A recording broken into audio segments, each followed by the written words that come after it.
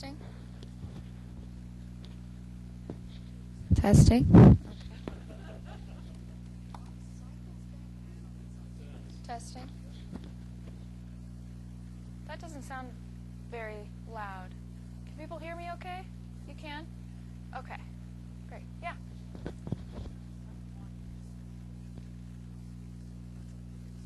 Oh, yeah, this is my phone. Do you want to? Oh, yeah. It was on 3. Thank you.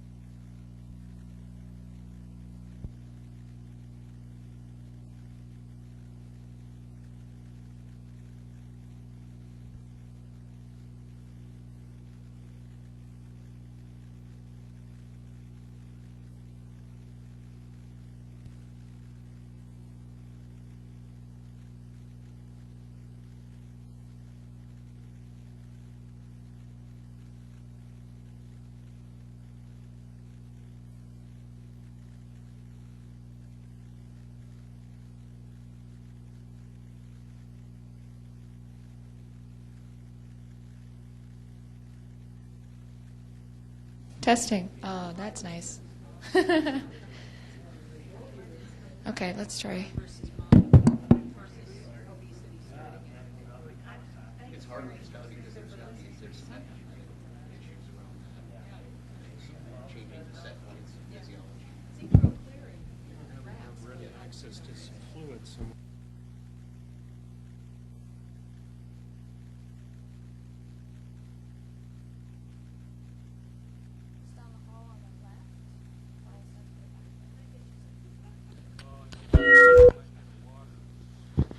Testing.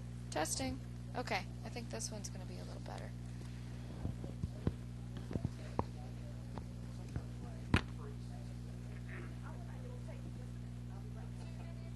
I'll introduce you. Let's use that.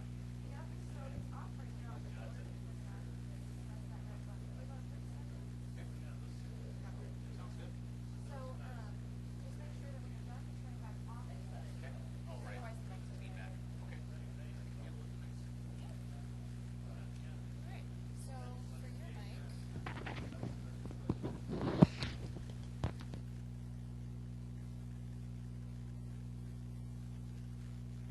you're all hooked up with it. I'm turning off all my gear here. That's smart. So you'll see right.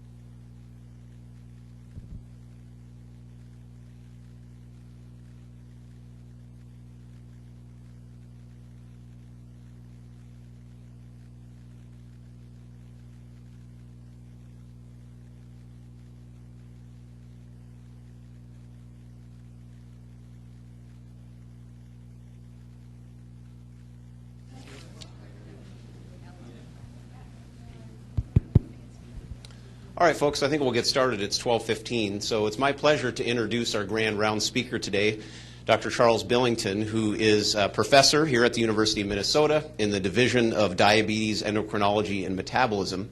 He also has an appointment at the Minneapolis VA as the medical director of the subspecialty medical clinics there. He is the associate director of the Minnesota Obesity Center, which is NIDDK funded. He did his undergraduate work at Rice University and went to medical school at the University of Kansas, and then went on to do his residency and fellowship in endocrinology here at the University of Minnesota. He is an editorial board member of the International Journal of Obesity, one of the top obesity journals in the world.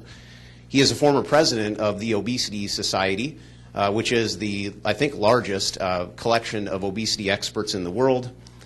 He has around 200 peer-reviewed publications, which span a range of basic science studies of obesity all the way to clinical investigations. He serves as the medical director of the Adult Weight Management Clinic here at the University of Minnesota, and I've had the opportunity to observe him in the clinic a number of times, and I can tell you that he has a very no-nonsense, pragmatic approach to obesity, which I find exceedingly refreshing. I consider him to be a mentor and advisor. Whenever I get a new study idea, the first person I email is Charlie and ask him to meet me at Starbucks, and if it doesn't pass the Charlie test, I don't pursue it. And it has given me lots of valuable advice over the years. He is going to be talking to us today about obesity, primarily in adults, but I think most of what he's going to talk about today really applies directly to children and adolescents as well. He's going to talk about some of the brain aspects of obesity, related to the mechanisms and pathophysiology of obesity. So those of you that think that obesity is a very simple disease, just about eating too much and not getting enough exercise, I think he'll convince you otherwise today, that it's very much a disease and a lot of it focuses on the brain. So without further ado, Dr. Charles Billington.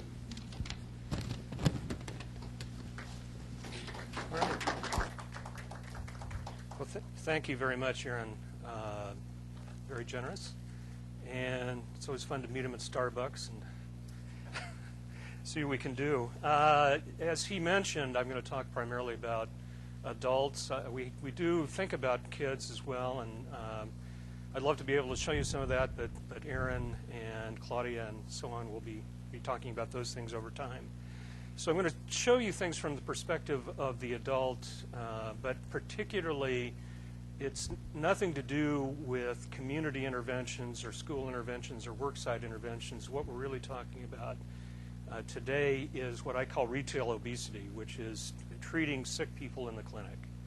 And when I talk about sick people, my position, now adopted by the American Medical Association and others, is that obesity is a disease, that excess weight itself causes illness. We have a variety of other illnesses that derive from that, but that we're trying to do in clinic is to help people with that illness specifically. And I'm not going to say too much more about that today.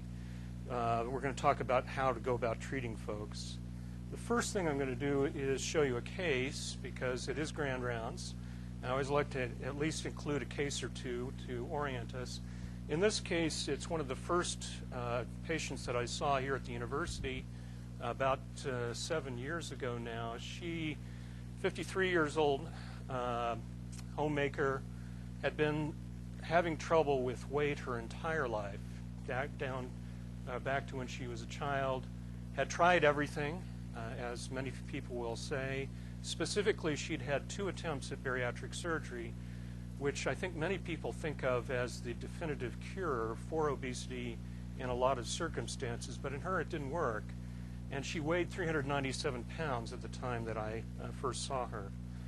We went ahead and initiated treatment, and this is her weight excursion over a part of the ensuing 7 years. I haven't updated this slide recently, and what you can see is, first of all, a regular reduction in weight, and she now weighs 160 pounds, has had plastic surgery to reform her excess skin, and is overall a changed and happy person, much healthier. The way that we achieved this goal was, first of all, by the foundation of changing food and activity, but in addition to that, a set of rotating medications. For the longest time, the medications that she has used are exenatide, a GLP-1 agonist, and topiramate, which is otherwise known as a drug for seizures and migraine. So with this in mind, then, this is the kind of case and the kind of difficulty that we're trying to solve. And when we're seeing patients in clinic, how do we go about that? And I'm going to present this as a series of neurobiological problems and then try to talk about how we practically approach them. The foundation neurobiological problem is inaccurate perception. And let me show you what I mean by that. This relates to a classic study by Lauren Lichtman that was published now a number of years ago in the New England Journal of Medicine. She used the technology of double-labeled water to definitively determine what people were actually eating and how much physical activity they were actually doing in a completely supervised setting in a clinical research center. The key point here is what you see on the slide, which is that people think that they're eating this, but they're actually eating this. They think they're doing this much activity, but they're actually doing this much activity. The bottom line, and this study has now been repeated many times in many different circumstances, is that humans are really, really bad at sensing food intake.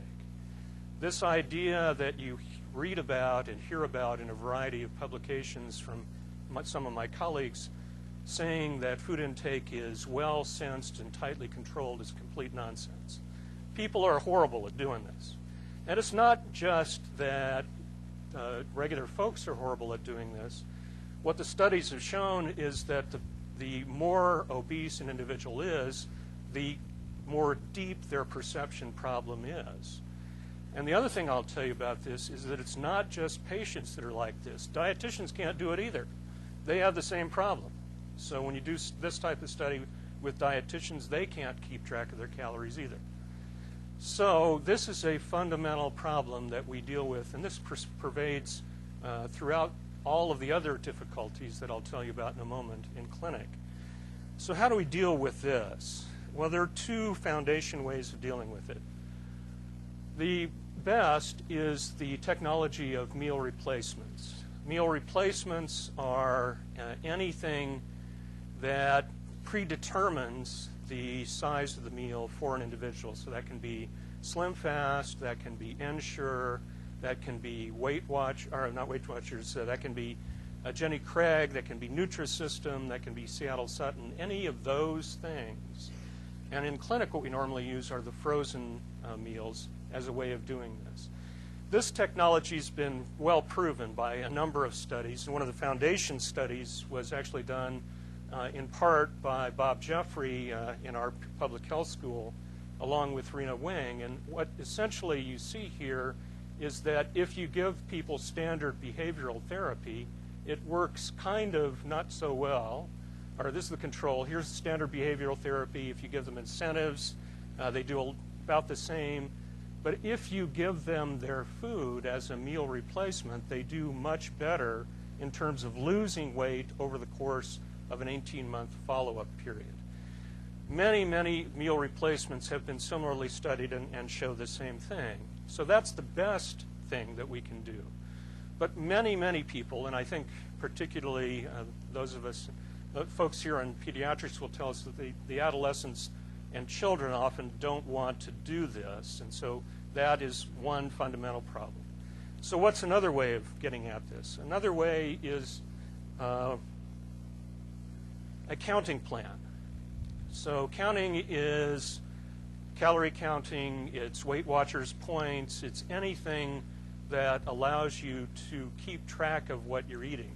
Does that work? And here's a study that Stan Heschke did, published in the JAMA a number of years ago now, in which he studied the effect of Weight Watchers compared to standard behavioral therapy. And Weight Watchers, which is principally a counting program, but it also has a support component, the counting program did do significantly better in terms of losing weight. So this fundamental problem of perception can be attacked either by meal replacements or by a counting program or by a third way that I'll show you in a few minutes.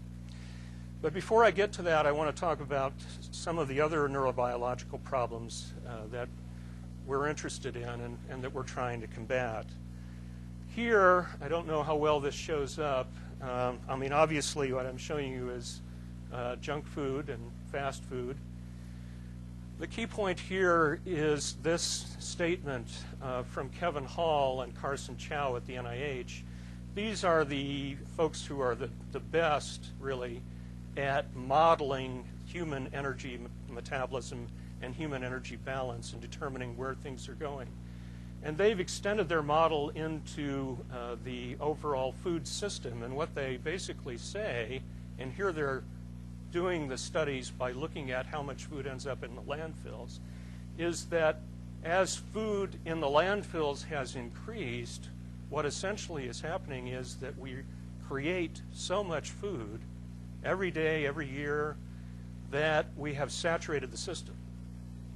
There's a non-limiting amount of food available for people to eat. And look at the kind of food that it is. This is attractive food that most people really want to eat.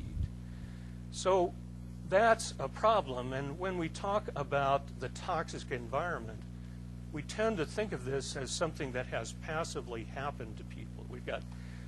We're sitting here in our own selves trying to resist this toxic environment that is coming after us. But that's not actually how it works. The reason that the environment is toxic is because we want it to be. And so what's going on there? And in order to answer that question, we need to think about what I call the food experiences of the brain.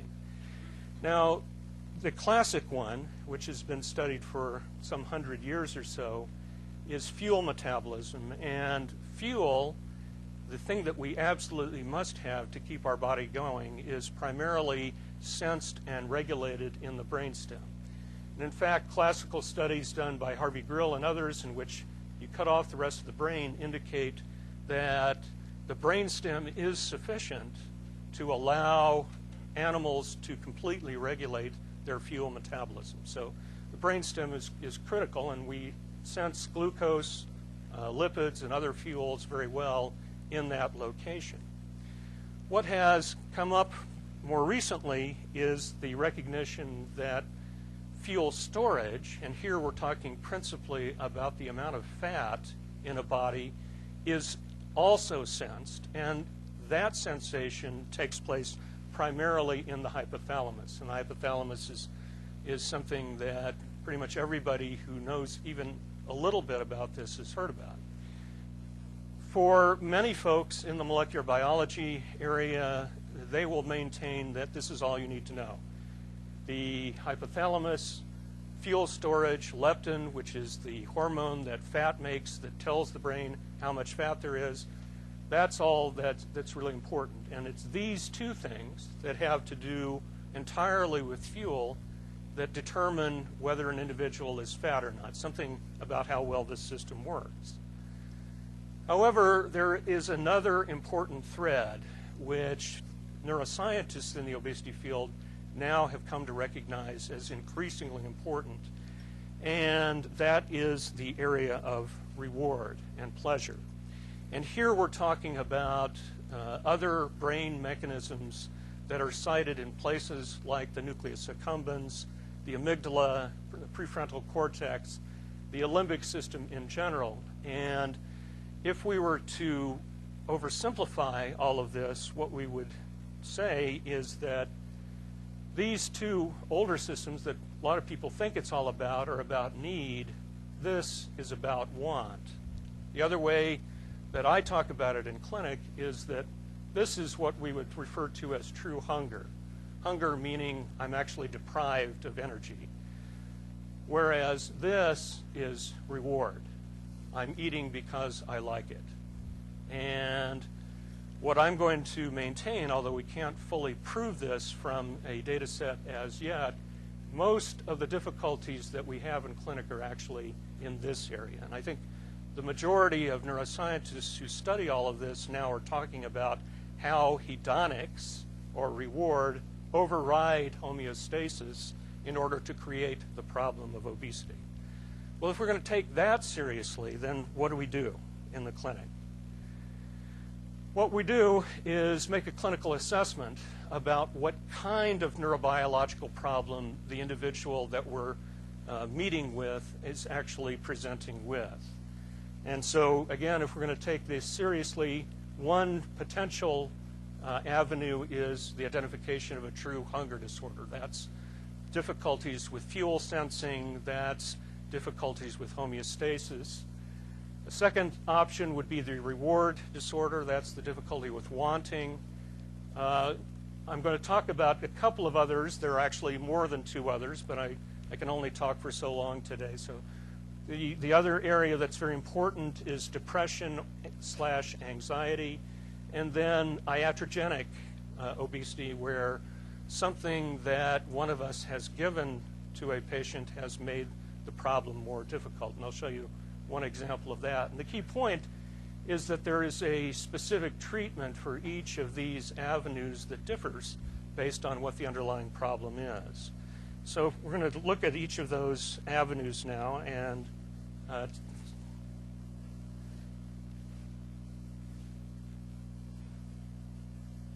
we are hopefully going to there we go. So the first one is the hunger disorder. And with that in mind, again, to remind you that the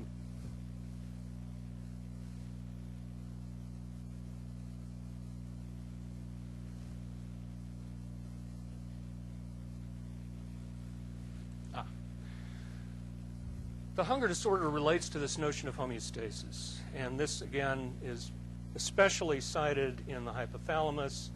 Many people have heard about some of the players here, the melanocortins, NPY, a variety of others, and the input to this same hypothalamic system from things like leptin and ghrelin. Much of the literature that one looks at in this area is focused on the idea that either leptin or ghrelin or something in the hypothalamus is entirely determining what's going on in terms of energy balance, the propensity for obesity. And in fact, much of the effort scientifically over the last 15 years ago has gone after the notion that the entire problem is that this hypothalamic area is perversely insensitive to leptin, something called leptin resistance, and that if we could somehow fix this, that the problem of obesity would go away. Now, what I've told you earlier is that I think that we're moving beyond that in the neuroscience of obesity, and that hedonics and reward are probably more important. But there are people who do have problems in this area. And the people that we're thinking about are those that I would call having a true hunger disorder. Individuals who have this condition are more likely to have a genetic origin, and they'll have a strong genetic sort of history that they'll give. Typically, they will have early onset, so these are individuals that more than likely will present in childhood, and they will describe what I would think of as true hunger all day long. And we have various ways of talking about this with patients, doing neuropsychiatric testing in order to get at the issue of true hunger. If we find an individual like this, what are we going to do? Well, the outlines of treatment is low energy density eating, likely high protein as the food plan, trying to get them some activity, and then certainly by the time that we see these individuals, and as I said earlier, we would at this point consider these individuals to be ill, we're very likely to treat them with medications for a true hunger disorder. Now, drawing out this point of low energy density eating, this is the third way of getting at the issue of what to recommend for individuals to eat. Here the idea is one that was popularized by Barbara Rolls under the name volumetrics, and there are popular books available on this topic. Essentially, the idea is that volumetrics involves asking people to eat those things that are high in volume relative to their other food alternatives. So it's essentially the idea in simple terms is to eat wet. Foods that have lots of water have greater volume, greater density, or greater weight, but a lower energy density. And so eating wet essentially means eating vegetables. It doesn't mean drinking more water. It means eating foods that have a lot of water. And here the idea is to compare in a 12-month trial individuals asked to follow a low-fat diet or individuals who are asked to follow a low-fat diet with the addition of vegetables. And so vegetables make an important difference in terms of how effective the diet will be. So that's one goal that we can try to get at in our patients, to try to convince them that eating vegetables is in their interest. And that's one of the main goals in the clinic. I think everyone here would agree with that. But what is important about this is that it gets around the difficulties that we would otherwise have with meal replacements or with counting programs, neither of which people want to do. Now, it doesn't fully get around it. You probably know that vegetables overall are not popular. Some polls indicate that 75% of Americans never eat vegetables, which is extraordinary, but nonetheless potentially true. But having said that, we do have a reasonable amount of success gradually introducing vegetables into adults' diets, and perhaps the same would be true in children. The other thing that we want to do for people with a true hunger disorder is activity. And there's a couple of important reasons why this is so. But one of them is the obvious, which is that activity burns some calories. And on the next slide, I'll show you what the other reason is. But in terms of practically getting people to do this, most of these folks are fairly large that we're seeing. They regard their ability to do physical activity as quite limited. So what we try to get from these folks is whatever we can, whatever is doable. Generally, this is going to be some form of walking or biking. Very few of these folks are going to be willing to go to the gym. Doing some fidgeting or just general movement as part of life is also an important strategy. That's the pedometer sort of approach, just trying to get more counts on the pedometer through any means possible.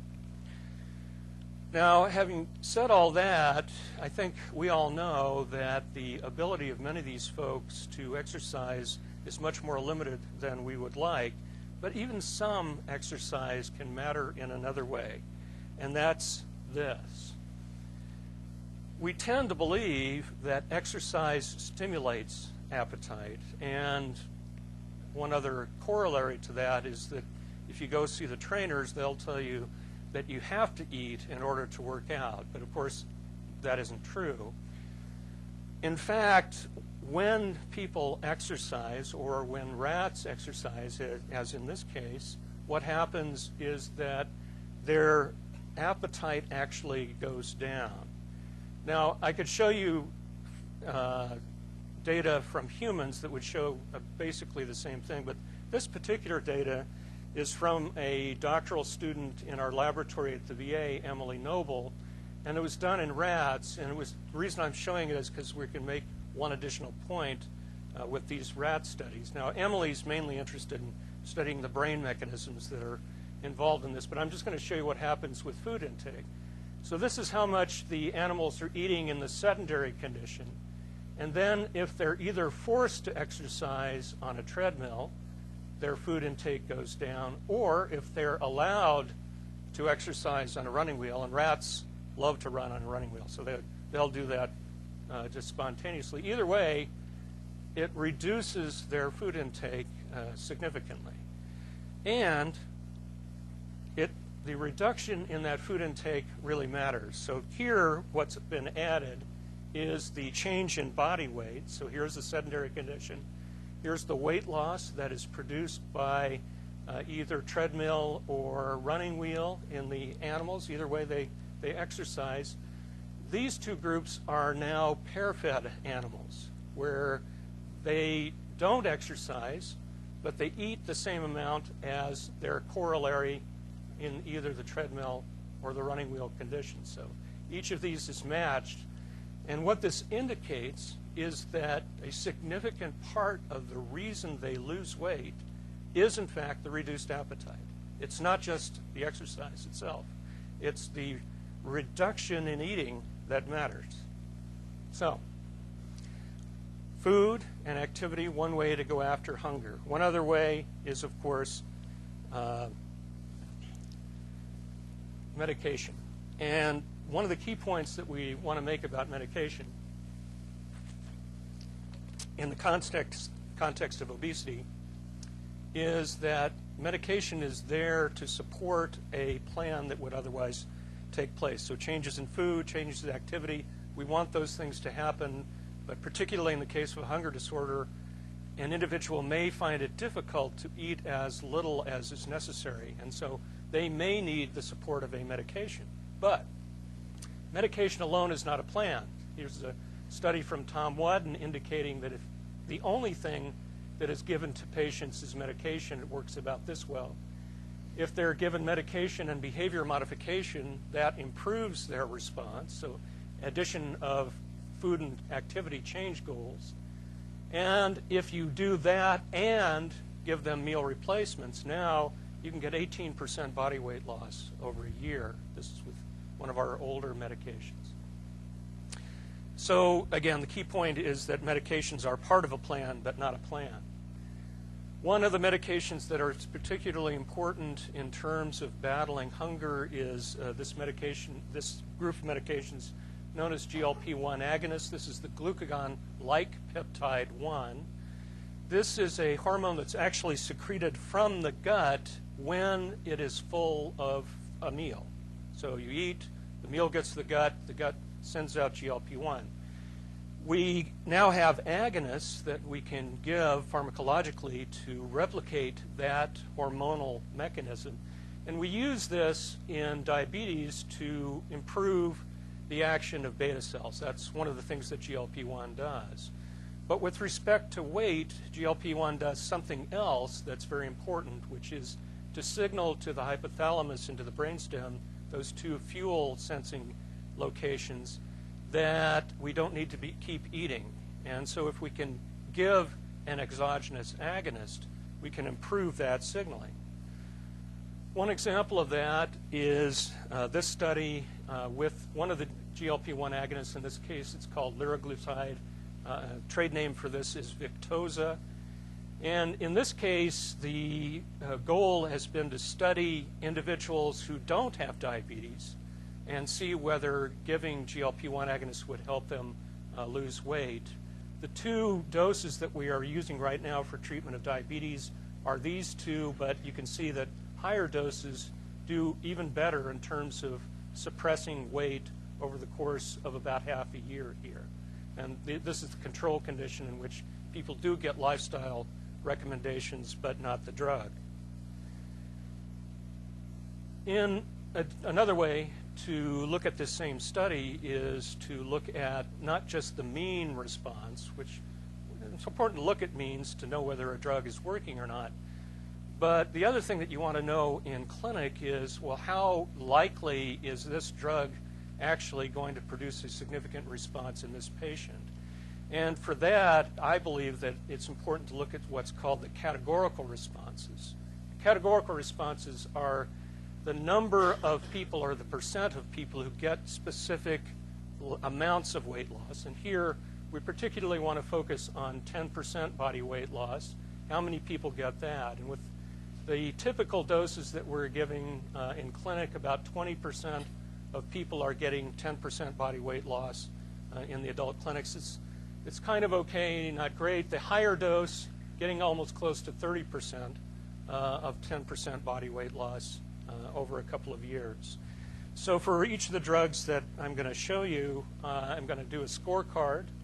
And this is the scorecard for these GLP-1 agonists. Oh, one other thing I wanted to mention before we get to the scorecard, which is that I want to highlight the study that Aaron Kelly led that looked at GLP-1 agonists in children with severe obesity and showing that indeed these GLP-1 agonists were very useful, and we're hoping to do additional studies in that area.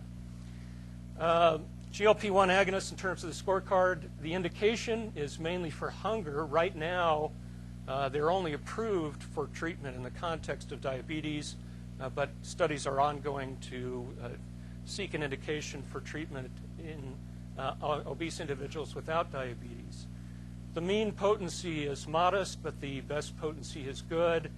There is some indication that the GLP-1 agonists may also have cardio and neuroprotective effects. That has not been fully looked at yet, but there are studies underway, particularly on the cardioprotection issue, to determine whether this is real or not. The disadvantages, the main side effect that folks have on GLP-1 agonists is nausea. The difficulty that we have is getting a hold of it in the clinic because these are expensive drugs, and therefore the insurance people don't want us to use them. There was a question about pancreatitis and pancreatic cancer, and all of our patients who watch late-night TV know that this is an issue that the attorneys are interested in, but a recent massive look at this problem guided by the FDA and the European medical authorities ended up with a conclusion published in the New England Journal about 3 weeks ago indicating that there is no problem here. There's no pancreas problem. So, despite the late night vultures, it's not there. One other drug for hunger is one that is approved for treatment of obesity specifically. It's one of the 2 new drugs that have been approved. This one is called Belviq. It's a serotonin agonist specific on one of the 24 serotonin receptors. And it's important that that's true because you may remember a previous serotonin agonist, fenfluramine, was withdrawn from the market because of it created difficulties in cardiac valves. And that cardiac valvular problem was attributed to a different serotonin receptor. And so this one is very specific for a specific receptor, and in so doing, it creates a significant weight loss relative to control. And here you can see that at 1 year, some individuals were re-randomized to go off the drug, and so it's better to stay off of it. This is the drug compared to control, and then these folks go off the drug. So 2-year effectiveness, but not super effective. The difference in weight is only about 3 or 4%. So this drug has a scorecard like this. Again, the indication is primarily hunger. The mean potency is low. The best potency is good. It looks to be like a very low-risk drug, which helped it get approved despite the fact that it wasn't all that effective. Its main disadvantages are, again, it's expensive, hard to get a hold of, and the main side effect is headache. The other main hunger drug that we actually use in clinic is this one, phentermine. Phentermine's been around since the 1960s, but phentermine is a drug that has only been studied in short durations because that was all they did when it was originally approved. So the longest duration study is this one, 36 weeks, control condition, the addition of phentermine. You can see that it does improve weight loss, but there are some issues about how long the drug will work, and it is a stimulatory drug. Phentermine is basically an attenuated amphetamine, so it has cardiac stimulatory properties that some people find objectionable, and obviously some of our patients are not a good fit for that. Again, the scorecard, this is a hunger drug. Its mean potency and best potency are both good. The main advantage it has is that it's cheap and available, but it's not covered by any insurance. People can buy it on their own for about $30 a month. It's mainly a short-term drug because it doesn't seem to work that well for the long term. It's stimulatory and it has cardiovascular effects. So now we move into the second issue of the reward disorder, and here I remind you of this kind of study. So here we're looking at a functional magnetic resonance imaging study, and essentially the message here is that all food is not the same.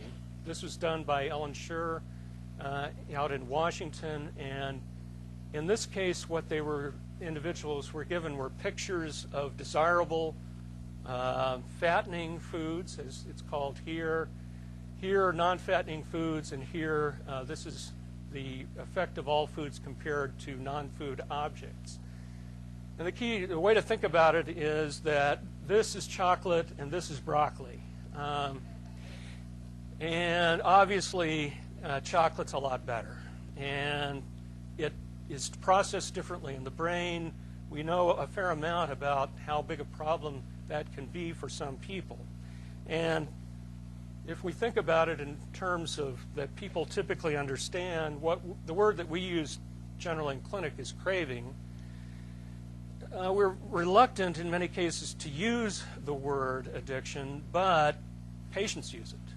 People will say, I am addicted to these kinds of foods. And it's, in fact, in our clinic, the most common problem when patients talk about hunger. When you ask them, when they say, well, I'm hungry all the time, what do you mean by that? And they say, well, at the end of the day, what they really mean is they want to eat this stuff. So it's a battle between seeking and avoiding these desired foods. A lot of times it's about sweet foods, but sometimes starch, sometimes cheese. Some folks will benefit from an eating disorder specific treatment. Things that matter in other addictions matter here too, things like activity, cues, context, and we do have medications that we think are specific for these reward disorders. In terms of a food approach here, I want to quickly go through what I talk about with these patients. I'll show them this slide basically, and I'll say, okay, here's the deal. This is what we need to be eating to be healthy.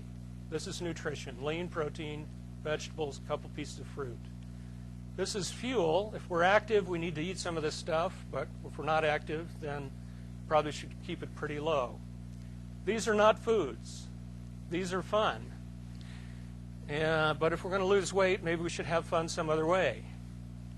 And these are casual fats, and if we're going to try to lower the amount of fat in our body, we probably don't want to bring in a lot of these from the outside.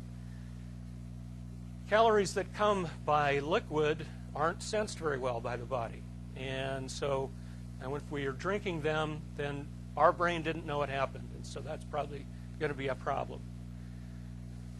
Now, some people in clinic find even this simplistic approach to be too difficult. So my big five is this. And so if I sit with a patient, okay, you can't do any of this other stuff in terms of changing your food. Can you do this? Can you slow down on these? And these are addiction foods in most cases. And so this is what we try to do, is negotiate a way to lower these. And not infrequently, we need to use a medication to help them do that. Naltrexone is one of those. Naltrexone is an opioid antagonist. One of the things that we've done out in our laboratory at the VA over the last 30 years to give naltrexone to very many parts of the brain, very many animals and humans. We know that it's very effective at suppressing food intake, but it's especially effective at suppressing reward and craving, and particularly in those brain areas that deal with these issues. And as I've said, most excess food intake is probably reward-based. So this is an off-label drug, but here's the scorecard on naltrexone. It's a reward drug. Its mean potency is modest. Its best potency is modest. The main thing about it is that it does address reward. It's low risk. It's not approved, and the main drawback in terms of side effect is nausea. The way we actually use naltrexone most commonly is that most people eat most of their extra food in their evening after supper. And naltrexone is a short-acting drug, about 4 to 6 hours, so we asked them to take naltrexone in the evening to try to slow down that snacking that's taking place in the evening. So I actually maintain, and I'm going to find a way to prove, that if all Americans stopped eating at 7 p.m., there would be no obesity in America. Topiramate is the other reward drug that we like to use, and it's probably one of the most common drugs that we actually use in clinic. It was developed as an anticonvulsant. Nobody knows how it works for that or any other purpose. It was incidentally found to cause weight loss in about 80% of the people who take the drug when it was used for seizures. And this is a unique property of this drug relative to other anticonvulsants, because most antiepileptics actually cause weight gain. In the trials, topiramate, in fact, did work pretty well in terms of of weight loss, and the higher doses actually produced 12 to 14% body weight loss as a topiramate monotherapy. But it's never been approved as an individual drug for treatment of obesity because of side effects, and the highlight here is this one: difficulty with concentrations and attention. About 10% of people have problems with cognition and memory. At the time that this drug was being tested for obesity, the FDA position on obesity drugs that no side effect was permissible. Since obesity was a choice, you could therefore choose not to do it, and therefore we couldn't give a drug that would have any side effects. Now, hopefully, I think you can see very easily that I don't think obesity is a choice. There are biological mechanisms that subsume it. But that's about 10%, and we now use it off-label, and we just tell people, okay, you've got a 10% chance of having this problem. The other big problem is paresthesias, tingling. That occurs in about 20%. So here's the scorecard on topiramate. It's mainly a reward drug. Its mean potency is good. Its best potency is actually excellent. It doesn't have any cardiac problems, so we can use it in a lot of people who would otherwise we would worry about. It is off-label. It has these problems that I mentioned. The other big area here is the combination of drugs for, this is topiramate and phentermine. This is the other approved drug for obesity. This is called Qsymia. And this is the combination of phentermine and topiramate, working one on hunger, one on reward. Phentermine is stimulating, topiramate can be sedating, so we're going to use those in combination. And here's a 2-year trial looking at this drug. You can see that over the course of 2 years, 12 to 14% body weight loss again. And if we look at categorical effect here, 10% body weight loss is being achieved in half of the individuals treated with this drug, and about 15% are getting 20% body weight loss. So that's quite a substantial effect. That's probably the biggest that any medication has produced. So again, the scorecard on this drug, it's a reward and hunger drug. Mean potency good, best potency verging on outstanding. It does compete at those higher dosage levels in terms of effectiveness with lap bands, so it actually competes with bariatric surgery. Again, difficulty getting a hold of it and some of the side effects that I mentioned. Quickly talking about the two other areas of neurobiological problem solving. Depression is a big one, and I could spend a whole hour talking about that, but I'm really just going to say a couple of words about it. Depression can affect appetite, either stimulating it or reducing it. Treatment the same. Many patients in our practice experience depression as a barrier that prevents them from making some of the changes that they need to make in order to help themselves. And so consequently, treating depression is often a critical factor. Many of these folks do need additional referrals to deal with these issues. The final problem is iatrogenic, and this is the essentially medications that we give for some other purpose that have the adverse effect of weight gain. And in fact, I submit that we're much better at using medications to cause weight gain than we are weight loss. Prednisone, one notable example. But the other one that is very bedeviling in clinic are the atypical antipsychotics. And essentially the message here, this is from the CAFE trial, about 75% of individuals treated with drugs like olanzapine, Seroquel, risperidone gain weight. So, and some of them gain a lot of weight. I've seen individuals gain as much as 200 pounds on treatment with Seroquel. So that's really a serious problem. And we don't have very good ways to treat it. One way that does work is probably topiramate. This is weight gain caused by olanzapine, and this is the addition of topiramate blocking that weight gain. So topiramate's probably one of its main useful purposes, in fact, to antagonize some of these drugs. So a couple final points very quickly. I've talked to you about the overall approach, and one question that you would legitimately have is, well, how well does this work? One thing that a lot of people have heard about obesity treatment is that nothing works. 90% of people regain the weight. So I want to show you some data that says otherwise. This is data from our intense program at the VA. This is 84-month follow-up of 876 patients. This is the number of people who've gained loss of 0 to 5, 5 to 10, 10 to 20, or 20%. And these are the percentages that go with each one. So about a third of people end up gaining even after our treatment. So yes, obesity is a difficult problem to treat. But if we look at the individuals who have lost weight, overall, about a third lose at least 10% of body weight, not just for 6 months, not just for a year, not just for 2 years, 84-month follow-up. So that's a substantial weight loss for a long duration of time. So can people lose weight for the long term? Yes, they can. Can they all do it? Not yet, but we're working on it. One other way to look at it is the extreme case. This is a 46-year-old, again, from the VA. His neurobiological problem is actually one I haven't talked about today, post-traumatic stress disorder. He weighed 630 pounds at the time I saw him initially. He was dyspneic at rest and confined to a wheelchair. We convinced the bariatric surgeons here at the university to operate on him, but they would only do so if he could lose weight to 480 pounds. So we had to get him down from 620 to 480. And how did we do that? We gave him topiramate, and then he had a duodenal switch and has remained on topiramate. He now weighs about 230 pounds. He's lost almost 400 pounds. So can this be done? Yes, it can.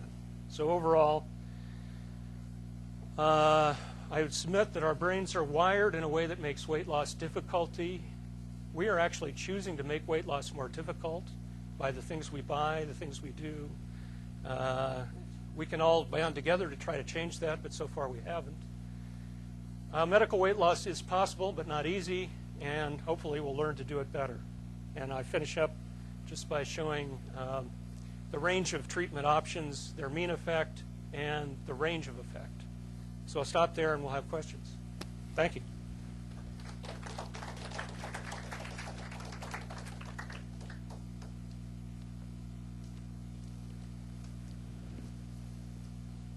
Yes, in the back. Yeah.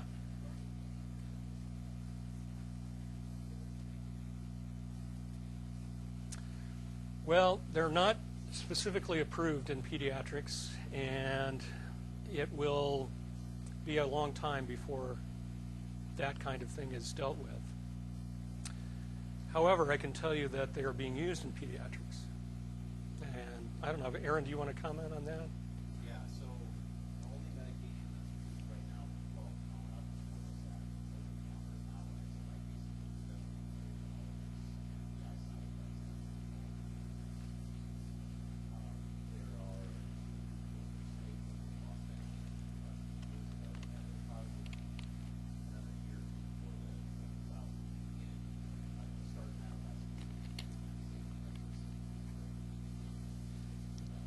so everything relates so far behind the pediatrics. In our weekend here, some of these medications are off label, success. But I would say still most pediatric not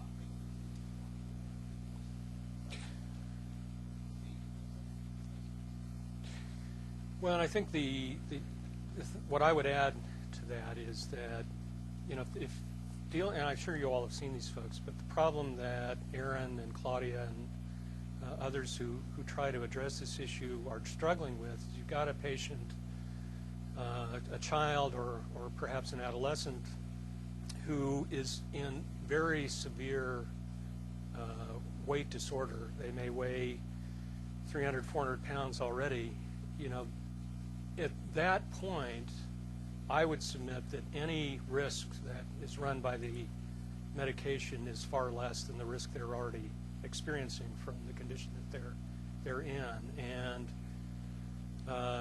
I've maintained previously that here, and it was controversial, but I'll say it again, one thing that is very commonly used, I don't know if you all would agree with this, but very commonly used in kids is amphetamine for attention deficit disorder. Well, that's a drug that has at least as much risk as anything that we're talking about using, probably more. And obesity is at least the match in terms of morbidity of attention deficit disorder. Now, yes, the authorities have not yet recognized this, but in the meantime, if I'm looking at a 300-pound 12-year-old, I think we can make a strong argument that that kid needs to be treated. I'd much rather have him treated than not. Mm-hmm. Yeah.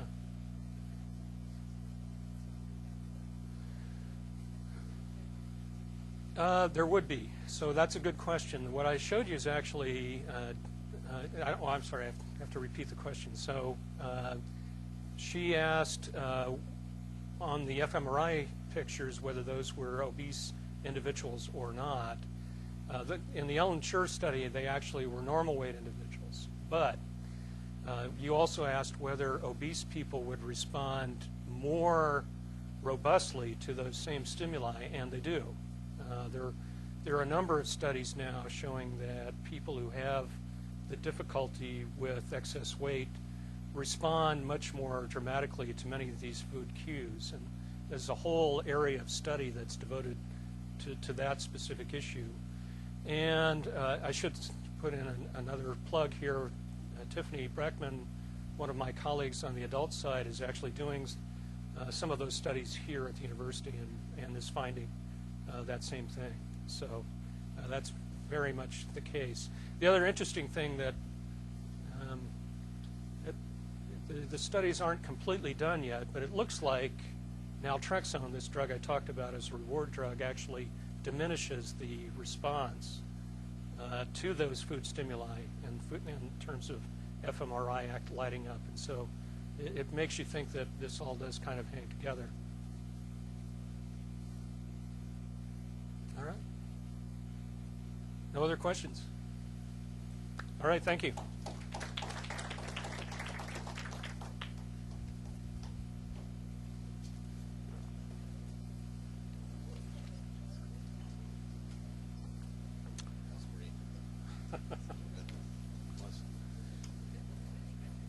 Thank you.